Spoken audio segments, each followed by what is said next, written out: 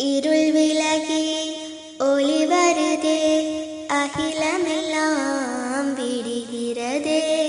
கலங்கரையின் வருகையிலே புதிய திசை தெரிகிறதே.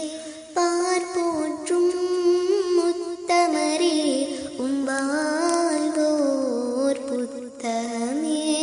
மனிதர்களுள் மாணிக்கமே, இம்முயிரினிலும் உயர்ந்தவரே.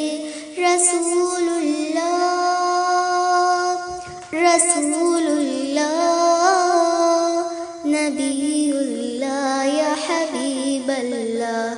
ரசூலுல்லாஹ் ரசூலுல்லாஹ்